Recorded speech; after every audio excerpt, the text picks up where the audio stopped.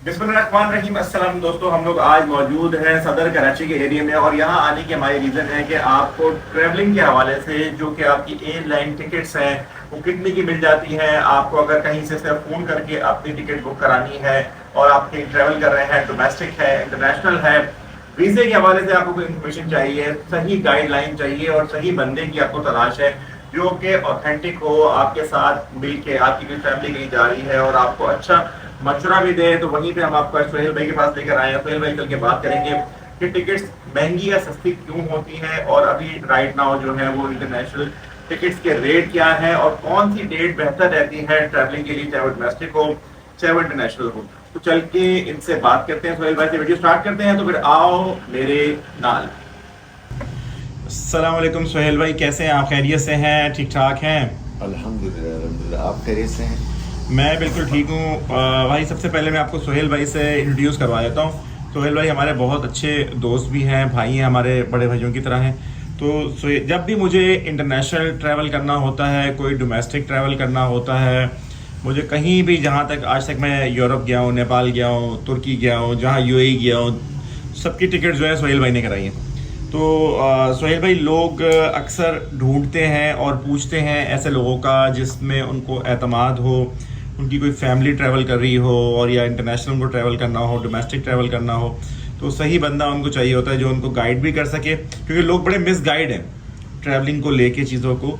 तो उस हवाले से आप क्या कहेंगे कि डोमेस्टिक, जो सबसे पहले डोमेस्टिक ट्रैवल की हम बात करते हैं जो पाकिस्तान के अंदर ट्रैवलिंग हो रही है, उस हवाले से ये बताएं कि ये जो टिकट्स अप डाउन होती हैं बहुत ज़्यादा, एकदम से कभी इस्लामाबाद की टिकट 15,000 की हो जाती है और एकदम ही 35,000 की हो जाती है, इसके पीछे क्या साइंस है ये बताएं पहले थोड़े से लोगों को। देखिए, एक तो डिपेंड करता है फ्लाइट लोड पे। अच्छा। और सीज़न इस तरह का होता है, जैसे ईद का सीज़न है, बकरा ईद का सीज़न है, या कोई एबनॉर्मल एक्टिविटीज़ हो रही होती हैं। जैसे मिसाल के तौर पे इस वक्त जो है डोमेस्टिक टिकट बहुत ज़्यादा हाई हुए हैं पंजाब साइड के लिए। अच्छा। उसकी एक रीज़न और बहुत बड़ा कॉज जो है वो ये है कि जो धरने हो रहे हैं, तो लोग उसको अवॉइड करने के लिए, अच्छा होता क्या है कि एयरलाइंस में जो है फेयर बेसिस होते हैं। अच्छा। वो हर first come first serve basis जैसे कह सकते हैं। सही है। तो होता क्या है कि लोग जल्द अज जल्द उसकी टिकटिंग करा लेते हैं, तो अच्छा फेयर जो है वो बुकड होता रहता है, इशूड होता रहता है। सही है। एट द एंड क्या होता है कि बहुत हाई साइड पे मिलती है। अब लोग आते हैं कि जी कल की फ़्लाइट से मुझे लाहौर जाना है, कल की फ़्लाइट से मुझे इस्लामाबाद जाना है, तो उनको फेयर बहुत महंगा मिलता है। नॉर्मली 20-22 हज़ार रुपये का टिकट मिल जाता है इस्लामाबाद का या लाहौर का, एयर ब्लू पे, PI पे, फ्लाईजिना पे, एयर सियाल पे। लेकिन जो इस वक्त करंट सिचुएशन है उसके हिसाब से, जो अगर वेरी नेक्स्ट डे आप जैसे कल किसी को ट्रैवल करना है, तो अराउंड मैं देख रहा था कि अभी 46,000 का फेयर आया था एक साइड का, एक वन वे। अच्छा। जी। अच्छा, ये हम लोग कहीं ऑनलाइन जाते हैं, डिफरेंट किस्म की वेबसाइट है, उस पर लिखा होता है कि ये टिकट भाई 13,000 रुपये का टिकट, लेकिन जब बुक कराते हैं तो रेट अलग आ जाते हैं, ये क्या बात है? देखिए, उसकी रीज़न ये है कि वो जो मैंने आपको RBDs और क्लासेस के बारे में बताया ना, हाँ जी। होता क्या है कि वो सबसे मिनिमम क्लास जो है लगा के वेबसाइट पे लगा देते हैं। सही है। और या उसकी मार्केटिंग करते हैं। सही है। जब आप उनके पास जाएंगे कि जी मुझे कल 13,000 की फ़्लाइट के पास सीट दे दें, वो बोलेंगे नहीं कल नहीं मिलेगा आपको नेक्स्ट मंथ की फर्स्ट को मिलेगा, या 5 तारीख को मिलेगा, या 10 तारीख को मिलेगा। वो 1 महीना 2 महीने बाद की। वो हाँ, 1 महीने बाद की। तो ऐसा होता है कि हम अगर टिकट डोमेस्टिक या इंटरनेशनल 1 महीने के बाद या 2 महीने के बाद तक कराते हैं तो फ़र्क आ जाता है?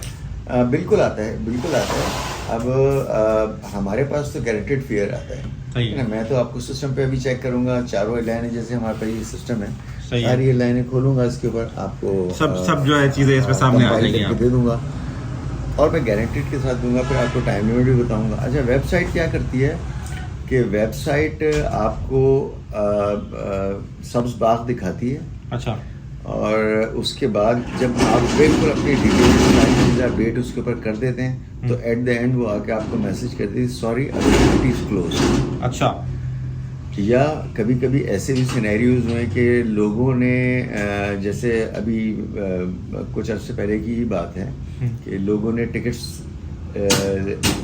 बुक कर लिए हैं, लेकिन एट द एंड पता ही चला कि जी 5 पैसेंजर्स हैं, उनको टोटल 4 को तो उन्होंने उस फेयर में भी दिया है जो दिखा रही थी, 5वें पैसेंजर को उसने उससे भी हायर फेयर में लिया। अच्छा। ऑटोमेटिकली स्प्लिट कर देती है सर। सही। तो आप लोगों को क्या मशवरा देना चाहिए? पहले तो आप ये लोगों को थोड़ा सा ये बीच में बता दें कि आपका ये ऑफिस कहाँ पर है और आपसे जो है राब्ता कैसे हो सकता है। राब्ते का पहले नंबर बता दीजिए पहले अपना। नंबर तो हमारा है मेरा जो पर्सनल नंबर है 0300 2258758। ठीक है। और ऑफिस का है 021563102423। अच्छा, दूसरी चीज़ ये है कि आप आर्ट्स काउंसिल पे आ जी। जाएं और यूँ समझें कि पीआई का बुकिंग ऑफिस है सिडको सेंटर, इसके बैक साइड पे है ये, सिंध असेंबली के पास, arts council Karachi. Shafiq plaza है, सरवर शहीद रोड, और ऑफिस नंबर 3 है। सही। तो आप लोगों को पहले बताएं कि ये मशवरा क्या देते हैं। मिसाल के तौर पे इंटरनेशनल ट्रैवलिंग है, अब मिसाल के तौर पे मेरा जापान जाने का इरादा बन रहा है, ठीक है, मेरा एक चाइना जाने का इरादा बन रहा है, तो मैं कितना टाइम पहले टिकट अपनी बुक करा लूँ? देखें, उसमें अब जापान है, जापान इतना लोड नहीं होता। क्या वजह कि जापान का वीज़ा नहीं मिलता लोगों को? नहीं, उसकी एक वजह है। हाँ। उसकी एक वजह ये है कि जो अब हम फ्लाइट बुक करते हैं, जापान हमारे यहाँ से डायरेक्ट कोई फ्लाइट नहीं है। सही है। अच्छा, जो भी हम फ्लाइट लेंगे वो फ्लाइट लेंगे कराची दोहा, दोहा से जापान, कराची दुबई, दुबई से जापान। सही है। या अगर कोई मलेशियन हम मिलैंडो लेते हैं, ये बैटिक एयरलाइन लेते हैं, तो वो मलेशिया लेके जाएगी, थाईलैंड लेके जाएगी। श्रीलंका का भी ऑप्शन दिया था आपने मुझे। श्रीलंकन एयरलाइन का भी है, ये वो बीच में एक दिन आप स्टे करके चले जाएं। बिल्कुल। श्रीलंकन एयरलाइन में बड़ा अच्छा ये है कि वो एक दिन का आपको होटल अकोमोडेशन स्टॉप ओवर भी दे देते हैं अगर उनके फेयर क्वालिफाई करता है तो। अच्छा।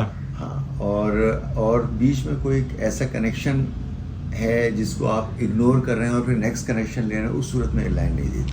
अच्छा, वो जो एक दिन का स्टॉप ओवर होगा बीच में, उससे फेयर कम हो जाता है? नहीं, उससे फेयर कम नहीं होता है, फेयर एज इट इज़ वही होगा। अच्छा। लेकिन क्या होता है कि उसमें अगर लेओवर लंबा है तो वो आपको 6 घंटे, 8 घंटे, 15 घंटे, 12 घंटे, 24 आवर्स के अंदर अगर आपका है तो एयरलाइन आपको होटल अकोमोडेशन देगी, अनटिल अनलेस कि आपके पास आपने कोई ऐसी फ्लाइट जो फ़र्ज़ करें सुबह 10 बजे पाक कराची से निकल रही है, कोलंबो पहुंच रही है दोपहर के 12 बजे।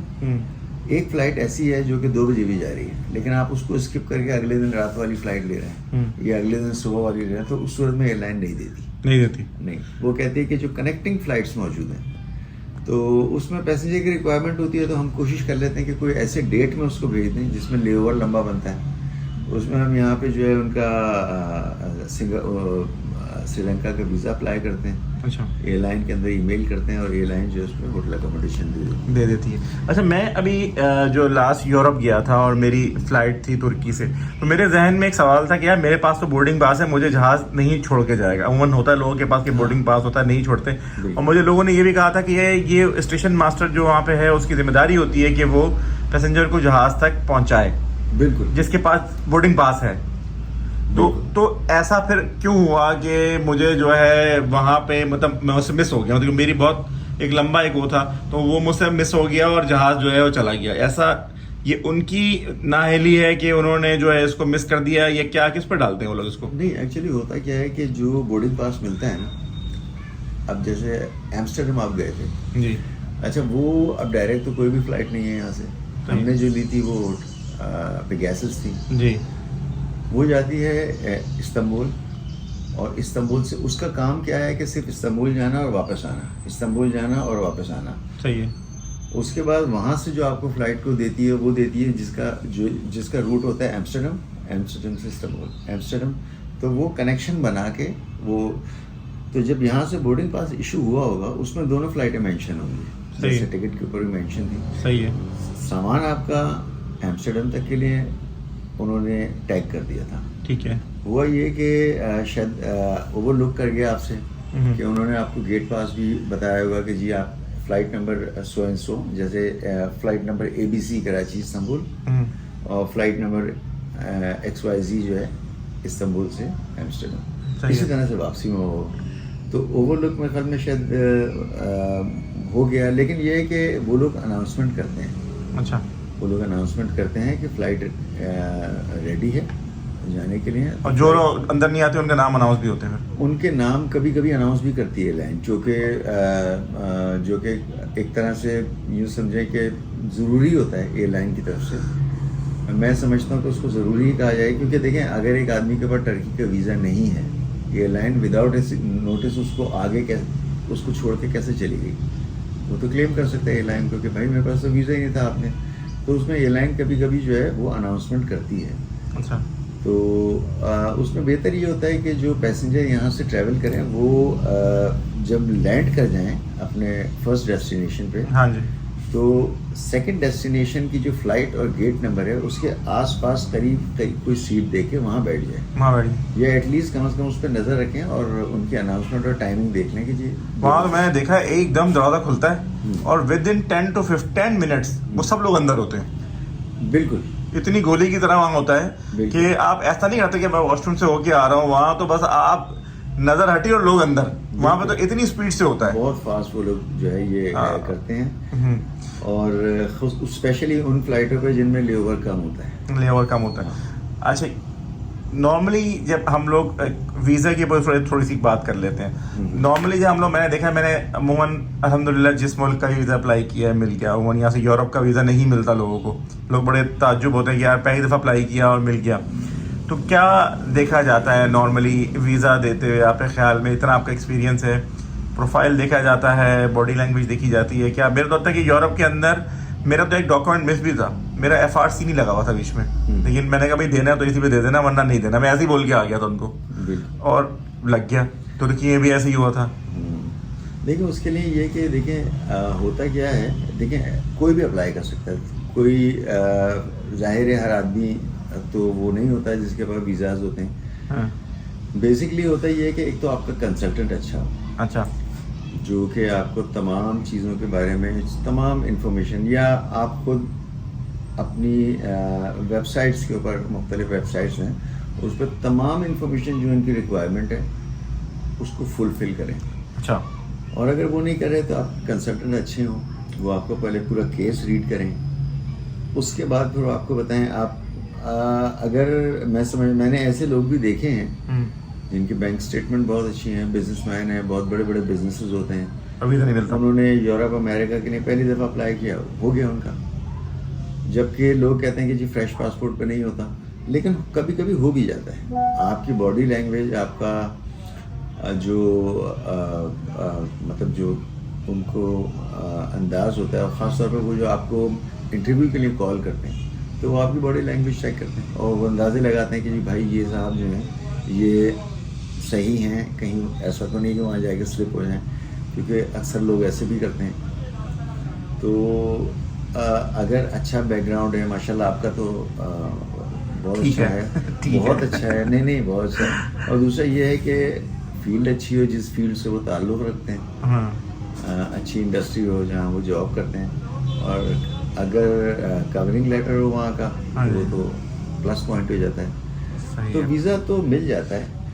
मतलब मैंने एक चीज़ देखी है कि हम लोग जब इंटरनेशनल ट्रैवल करने जाते हैं तो हम लोग बड़ा तैयार होके, मैंने इसको मैं माइनस पॉइंट समझता हूँ कि जब आप कहीं आपका इंटरनेशनली कोई आपका वो हो ट्रैवल हो तो आप बहुत तैयार हो के ना जाएं, बहुत ज़्यादा, मतलब ऐसे ना पैंट कोट पहन के लोग जा रहे हैं वीज़ा, तो वो पहले समझ जाते हैं कि ये बहुत तरसा हुआ है, बिल्कुल इसको जो है ना बड़ी यहाँ से निकलने की बहुत वो है। और आप अगर जितना कैजुअल जाएंगे, नॉर्मल टी शर्ट पहन के, नॉर्मल टी शर्ट पहन के जाएंगे तो उसको मैं जो मेरा अपना अंदाज़ा है तो उनको ये बात फील होती है कि यार इसके लिए कोई इतना ही कोई बिग डील नहीं है ये। हाँ बिल्कुल, वो ये तमाम चीज़ें काउंटेबल होती हैं, नोट की जाती हैं कि जी सामने वाला जो है वो कितना उसमें ख्वाहिश रखता है जाने में, और उसकी क्या सोच है कि आने वाले वक्त, क्योंकि वहाँ वो एम्बेसीज के अंदर जो है ना ब्रेन लीडर्स भी बैठे हुए होते हैं, अच्छा, बाकायदा ऑब्जर्व कर होते हैं। इसी तरह से इमिग्रेशन में भी होते हैं। अगर आपने देखा होगा इंटरनेशनल इमिग्रेशन पाकिस्तान में उम्रे के बाद कुछ लोग ऐसे होते हैं जो सिर्फ बैठे हुए देख रहे होते हैं, ऑब्जर्व कर रहे होते हैं, बोलते कुछ नहीं है, और बोलते कुछ नहीं है, लेकिन उनको ज़रा बराबर भी कुछ 19-20 किसी का नज़र आता है, उसको कॉल कर लेते हैं। जैसे मिसाल के तौर पर अभी रमज़ान के सीज़न में बहुत लोग ऑफलोड हुए हैं यहाँ से, अच्छा, पाकिस्तान से। यूँ समझें कि at the end of Ramzan तो ये तक हुआ है कि तकरीबन मेरे सुनने में आया कि हर रोज़ 5-7 लोग जो हैं उतार लिया थे, वो रोक लिए जाते थे, उनका गेटअप देखते थे, फिर उनसे पूछते थे। और दूसरी चीज़ ये कि कोशिश ये करें जो जहाँ का रहने वाला है वो उसी स्टेशन से ट्रैवल करे, अच्छा। अगर किसी का पंजाब का पासपोर्ट बना है तो वो लाहौर से ट्रैवल करेगा, अगर कॉन्फिडेंस कम है उसमें। अगर कॉन्फिडेंस है तो वो पाकिस्तान के किसी भी कोने से ट्रैवल कर सकता है। अगर वरना हमारे बहुत सारे ऐसे दोस्त हैं, हमारे क्लाइंट्स हैं जो कि रहते लाहौर में, कराची आ जाते हैं, कराची से वो इंटरनेशनल ट्रिप करते हैं। लेकिन ये बहुत ज़रूरी नहीं है, लेकिन ये कि उम्रे के लिए या फर्स्ट टाइम किसी जगह ट्रैवल करने के लिए ये एक अच्छा पॉइंट है, इस पे वो रोक सकती है इमिग्रेशन। रोक सकते हैं। अच्छा, उम्रे के लिए भी सोहेल भाई आपसे लोग रब्ता कर सकते हैं? जी बिल्कुल, उम्रे के लिए भी कर सकते हैं। अच्छा, और इंटरनेशनल कोई ट्रैवलिंग कोई टिकट्स वगैरह हो तो वो सब उसके लिए आपसे लोग रब्ता कर सकते हैं? बिल्कुल बिल्कुल, आपको बेस्ट ऑप्शन बना के इंशाल्लाह देंगे। आप मुझे 24 आवर्स कॉल कर सकते हैं, रात को आधी रात को भी कॉल कर सकते हैं। मेरा सिस्टम मेरे साथ होता है सब, मतलब ऑफिस हर वक्त 24 घंटे ऑफिस ओपन है? ऑफिस मैं यूँ समझे कि ससुराल भी जाता हूँ तो ये साथ लेके जाता हूँ। अच्छा। मैंने ससुराल में बैठ के बहुत सारे टिकट्स बनाए। अच्छा, पेमेंट्स तो ऑनलाइन आ जाती है। पेमेंट ऑनलाइन आ जाती है, आने की ज़रूरत भी नहीं है आपको? कोई ज़रूरत भी नहीं है। ठीक हो गया सोहेल भाई। आएंगे तो मुझे बड़ी खुशी होगी। बिल्कुल बिल्कुल बिल्कुल आएंगे ज़रूर, और आपका बहुत शुक्रिया, आपने इतना टाइम दिया और लोगों को गाइड किया। बाकी जो लोगों को पूछना है वो आपका नंबर मैं स्क्रीन पे दे रहा हूँ, वो लोग आपसे फ़ोन करके पूछ लेंगे। बहुत शुक्रिया आपका, थैंक यू। Thank you. तो दोस्तों ये थी हमारी वीडियो जिसके अंदर हमने आपको डोमेस्टिक इंटरनेशनल ट्रैवल के हवाले से, आपको टिकट्स के हवाले से, वीज़ा के हवाले से, और जो बेसिक इन्फॉर्मेशन होती है जब हम लोग ट्रैवल करते हैं, जिसको हम लोग के अंदर जो चीज़ें ऐसी होती हैं कि जो वहाँ पे इंटरव्यू के टाइम पे या आपको डोमेस्टिक ट्रैवल या इंटरनेशनल ट्रैवल करते हुए ख्याल रखनी चाहिए। लेकिन मैं को पहले बता दूँ, जितने भी मैंने ट्रैवल किया है बहुत नॉर्मल कैजुअल वे में जाएँ, बहुत अपने आप को चमका के इस तरह से मत जाए कि यार अब स्कूल जा रहे हैं, इस तरह के इस बिहेवियर में आप जाएंगे तो मैं समझता हूँ कि आपका 90% तो वैसे ही रिजेक्ट हो जाएगा। बिल्कुल सिंपल, मतलब मैं तो जितनी बार भी अगर इंटरव्यू देने गया हूँ चप्पल पहन के गया हूँ सब दफ़ा, और जितना मैं इंटरनेशनल ट्रैवल किया है सब चप्पल पहन के करता हूँ। इतना तैयार होकर मैं लोगों को देखता हूँ, ऐसे लोग तैयार होकर जा रहे होते हैं, शूज़ पॉलिश करना बुरी बात नहीं है, लेकिन अपना ये इंप्रेशन देना कि यार मैं पाकिस्तान से इतना तंग हूँ कि बस मुझे कोई रास्ता दिखा दो और मैं भाग जाऊँ यहाँ से, ये इस इंप्रेशन से अवॉइड करने की बात हो रही है। बाकी सोहेल भाई से रब्ता करें, बहुत अच्छे इंसान है, आपको इंशाल्लाह अच्छा गाइड भी करेंगे, 2 नंबरी नहीं करेंगे। सबसे बड़ी चीज़ है कि आप कितने एक्सपर्ट हो ये मैटर नहीं करता, मेन मैटर ये करता है कि बंदा आपको मैं वो दे दूं जो आपको सही मशवरा और सही गाइडलाइन दे दे। गाइडलाइन के लिए भी फ़ोन कीजिएगा, टिकट की बुकिंग के लिए भी कीजिएगा, बाकी सारे मामला के लिए सोहेल भाई से जो ट्रैवलिंग के हवाले से बात कीजिएगा। नंबर स्क्रीन पे है, अपना ख्याल रखिएगा, वीडियो को मैक्सिमम शेयर कीजिएगा जी। टेक केयर, अल्लाह हाफ़िज़।